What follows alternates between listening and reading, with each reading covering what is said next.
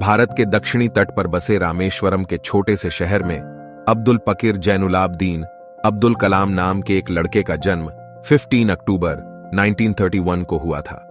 रामेश्वरम अपने रेतीले समुद्र तटों और शांत वातावरण के साथ एक उल्लेखनीय यात्रा के लिए पृष्ठभूमि प्रदान करता है, जो कि लाखों को प्रेरित करता है। अब्दुल कलाम का परिवार समृद्ध नहीं था, लेकिन वे प्रेम और संस्कारों के धनी थे। उनके पिता जैनुलाब्दीन एक कट्टर मुसलमान थे, जिनके पास एक छोटी नाव थी जो तीर्थयात्रियों को पास के मंदिर तक ले जाती थी। उनकी मां आशी अम्मा एक दयालु महिला थीं, जो विनम्रता और करुणा के गुणों को अपनाती थीं। एक साधारण वातावरण में पले बढ़े युवा अब्दुल ने पहली बार अपने माता पिता के संघर्षों को देखा। उन्होंने अपने बड़े परिवार का भरण पोषण करने के लिए कड़ी मेहनत की, जिसमें अब्दुल और उनके 4 भाई बहन शामिल थे। चुनौतियों के बावजूद वे स्वयं के उत्थान और गरीबी की बेड़ियों से मुक्त होने के साधन के रूप में शिक्षा की शक्ति में दृढ़ता से विश्वास करते थे। अब्दुल के माता पिता ने उनमें अनुशासन की गहरी भावना और सीखने के महत्व को भर दिया। कम उम्र से ही उन्होंने एक अतृप्त जिज्ञासा प्रदर्शित की, लगातार ज्ञान की खोज की, और वह विज्ञान, गणित और ब्रह्मांड के चमत्कारों की कहानियों को पढ़ते हुए किताबों में डूबे हुए घंटों बिताते थे। रामेश्वरम में उनका पसंदीदा स्थान स्थानीय पुस्तकालय था, जहां वे सितारों तक पहुंचने वाले भविष्य के सपने देखते हुए खुद को किताबों के पन्नों में खो देते थे। यह उन किताबों के पन्नों के भीतर था कि विज्ञान और वैमानिकी के लिए अब्दुल कलाम का जुनून प्रज्वलित हुआ। उनके भीतर एक ऐसी आग भड़क उठी जो जीवन भर उज्जवल रूप से जलती रहेगी। एक किशोर के रूप में अब्दुल कलाम को एक महत्वपूर्ण क्षण का सामना करना पड़ा, जो उनके भाग्य को आकार देगा। एक दिन जब वह एक धार्मिक उत्सव में भाग ले रहे थे, तो उनकी मुलाकात भारतीय अंतरिक्ष अनुसंधान संगठन इसरो के वैज्ञानिकों के एक समूह से हुई। उनके काम से प्रभावित और दृढ़ निश्चय से भरे अब्दुल ने एक वैज्ञानिक से संपर्क किया और एरोनॉटिकल इंजीनियरिंग का अध्ययन करने की इच्छा व्यक्त की। इस युवा लड़के के उत्साह से प्रभावित होकर एक वैज्ञानिक ने उन्हें सलाह दी कि वह अपने सपनों का लगातार पीछा करे और कभी भी अपनी आकांक्षाओं को पूरा न होने दे। ये शब्द अब्दुल कलाम के दिल में गहरे उतर गए और उसी क्षण से उन्होंने खुद से एक गंभीर प्रतिज्ञा की। वह एक वैज्ञानिक बनेंगे और अपने देश के विकास में योगदान देंगे। अपने परिवार की आर्थिक तंगी के बावजूद अब्दुल के अटूट संकल्प ने उन्हें आगे बढ़ाया। उन्होंने एक छात्रवृत्ति प्राप्त की और तिरुचिरापल्ली के सेंट जोसेफ कॉलेज में दाखिला लिया, जहां उन्होंने भौतिकी का अध्ययन किया। सफर आसान नहीं था। उन्हें अखबार बेचकर अपना गुजारा करना पड़ता था, लेकिन उनका हौसला बरकरार रहा। अब्दुल कलाम के असाधारण अकादमिक प्रदर्शन और अडिग समर्पण ने जल्द ही उनके प्रोफेसरों का ध्यान आकर्षित किया, जिन्होंने उनकी अपार क्षमता को पहचाना। उन्होंने उन्हें एरोनॉटिकल इंजीनियरिंग में उच्च अध्ययन करने के लिए प्रोत्साहित किया, एक ऐसा क्षेत्र जो आसमान को जीतने के उनके सपनों के साथ पूरी तरह से मेल खाता था। एक ज्वलंत जुनून और अपने सलाहकारों के समर्थन के साथ अब्दुल कलाम ने Madras institute of technology MIT में प्रवेश प्राप्त किया। यह उनके जीवन का एक महत्वपूर्ण क्षण था, वह क्षण जब उन्होंने उस रास्ते पर कदम रखा जो उन्हें अपने समय के महानतम वैज्ञानिकों और दूरदर्शी बनने के लिए प्रेरित करेगा। रामेश्वरम का यह लड़का, जो कभी अखबार बेचा करता था, अब एक ऐसी यात्रा पर जाने की कगार पर था जो न केवल उसके जीवन को बदल देगी, बल्कि एक राष्ट्र की नियति को भी आकार देगी। उन्हें नहीं पता था कि युवा सपने देखने वाला लाखों लोगों के दिलों में आशा और दृढ़ संकल्प की ज्वाला को प्रज्वलित करते हुए अनगिनत व्यक्तियों के लिए प्रेरणा बन जाएगा। जैसे ही अब्दुल कलाम अपने नए अध्याय की दहलीज पर खड़े हुए, उनकी आंखें महत्वाकांक्षा की रोशनी से चमक उठीं और उनका दिल इस अटूट विश्वास से भर गया कि वे कुछ अलग कर सकते हैं। वह जानते थे कि उनकी विनम्र शुरुआत ने उनकी क्षमता को परिभाषित नहीं किया, बल्कि महानता की ओर उनकी यात्रा की नींव के रूप में कार्य किया। MIT में अपने समय के दौरान अब्दुल कलाम ने खुद को वैमानिकी की दुनिया में डुबो दिया। उन्होंने स्पंज की तरह ज्ञान के हर टुकड़े को आत्मसात कर लिया, अपनी समझ की सीमाओं को आगे बढ़ाया और वैज्ञानिक खोज की सीमाओं की खोज की। उनके समर्पण और कड़ी मेहनत पर कईयों का ध्यान गया और जल्द ही उन्होंने खुद को समान विचारधारा वाले व्यक्तियों से घिरा पाया, जिन्होंने नवाचार और प्रगति के लिए अपने जुनून को साझा किया। जैसे जैसे अब्दुल वैमानिकी इंजीनियरिंग की दुनिया में गहराई से गए, उन्होंने महसूस किया कि उनकी आकांक्षाएं व्यक्तिगत सफलता से परे हैं। वह समझ गए थे कि उनके ज्ञान और विशेषज्ञता में उनके राष्ट्र की नियति को बदलने की शक्ति थी।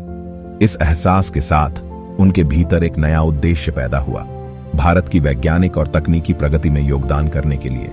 MIT से स्नातक होने पर अब्दुल कलाम भारत में रक्षा अनुसंधान और विकास संगठन DRDO में शामिल हो गए। यहीं पर उन्हें भारत के मिसाइल और परमाणु हथियार कार्यक्रमों के विकास के लिए अपने ज्ञान और कौशल को लागू करने का अवसर मिला। उनकी असाधारण नेतृत्व क्षमता और अपने काम के प्रति अटूट प्रतिबद्धता ने उन्हें संगठन के भीतर तेजी से महत्वपूर्ण भूमिकाओं के लिए प्रेरित किया।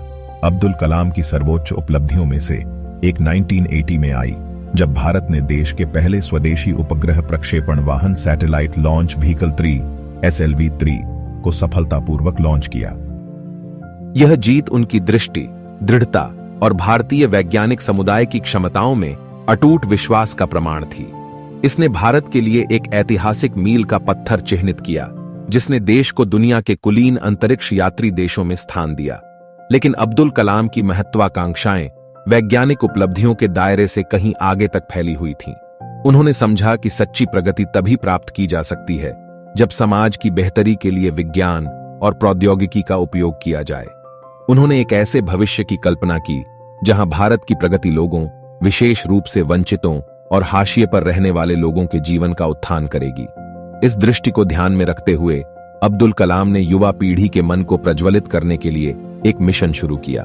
उनका दृढ़ विश्वास था कि भारत के परिवर्तन की कुंजी उसके युवाओं के हाथों में है। छात्रों और शैक्षणिक संस्थानों के साथ कई बातचीत और जुड़ाव के माध्यम से उन्होंने उन्हें बड़े सपने देखने और अपने जुनून को लगातार आगे बढ़ाने के लिए प्रेरित और सशक्त बनाने की कोशिश की। अब्दुल कलाम के संक्रामक आशावाद, विनम्र आचरण और प्रत्येक व्यक्ति की भलाई के लिए वास्तविक देखभाल ने उन्हें पीपुल्स प्रेसिडेंट की उपाधि दी। 2002 में उन्हें भारत के राष्ट्रपति के रूप में चुना गया, एक ऐसा पद जिसने उन्हें आशा, एकता और राष्ट्रीय विकास के अपने संदेश को बढ़ाने के लिए एक मंच प्रदान किया। राष्ट्रपति के रूप में अपने पूरे कार्यकाल के दौरान अब्दुल कलाम एक समृद्ध और वैज्ञानिक रूप से उन्नत भारत के अपने दृष्टिकोण के प्रति समर्पित रहे। उन्होंने विशेष रूप से ग्रामीण क्षेत्रों में शिक्षा की वकालत करना जारी रखा और प्रगति को गति देने में वैज्ञानिक सोच और नवाचार के महत्व पर जोर दिया। अब्दुल कलाम की विरासत के प्रभाव को कम करके नहीं आंका जा सकता है। एक छोटे शहर से सत्ता के गलियारों तक की अपनी उल्लेखनीय यात्रा से उन्होंने न केवल भारत में बल्कि दुनिया भर में लाखों लोगों को प्रेरित किया। उनकी कहानी ने जीवन के सभी क्षेत्रों के लोगों के दिलों को छुआ, उन लोगों के साथ गहराई से प्रतिध्वनित किया जो अपनी परिस्थितियों से उबरने और समाज में सार्थक योगदान देने के इच्छुक थे। जैसे ही रामेश्वरम में अब्दुल कलाम का अध्याय समाप्त हुआ, उनकी कहानी आने वाली पीढ़ियों के दिलों और दिमागों में गूंजती रही। उनका जीवन एक निरंतर अनुस्मारक के रूप में कार्य करता है कि महानता सबसे विनम्र मूल से उभर सकती है और दृढ़ संकल्प, कड़ी मेहनत और दूसरों के उत्थान की सच्ची इच्छा सीमाओं को पार कर सकती है और प्रगति की ज्वाला को प्रज्वलित कर सकती है। रामेश्वरम का लड़का वास्तव में आशा का प्रतीक, सपने देखने वालों के लिए प्रेरणा और अदम्य मानवीय भावना का प्रतीक बन गया था। उनकी विरासत लोगों को उनकी पृष्ठभूमि या परिस्थितियों की परवाह किए बिना उनकी क्षमता पर विश्वास करने और उत्कृष्टता के लिए प्रयास करने के लिए प्रेरित करती है। अब्दुल कलाम की कहानी हमें अपने स्वयं के जीवन और हमारे आसपास की दुनिया पर पड़ने वाले प्रभाव पर विचार करने की चुनौती देती है। यह हमें याद दिलाता है कि महानता कुछ चुनिंदा लोगों के लिए आरक्षित नहीं है, बल्कि हम में से हर एक के भीतर निहित है, जो जागृत होने की प्रतीक्षा कर रहा है। उनकी यात्रा भावनात्मक रूप से प्रतिध्वनित होती है, क्योंकि यह बाधाओं पर काबू पाने, उम्मीदों को धता बताने और सितारों तक पहुंचने के सार्वभौमिक मानवीय अनुभव को दर्शाती है। उनकी विनम्र शुरुआत से लेकर उनकी जबरदस्त वैज्ञानिक उपलब्धियों तक, अब्दुल कलाम की कहानी दृढ़ता, जुनून और स्वयं में अटूट विश्वास की शक्ति का एक वसीयतनामा है। लेकिन उनके वैज्ञानिक कौशल से परे अब्दुल कलाम का सबसे गहरा प्रभाव लोगों के साथ गहरे भावनात्मक स्तर पर जुड़ने की उनकी क्षमता से आया।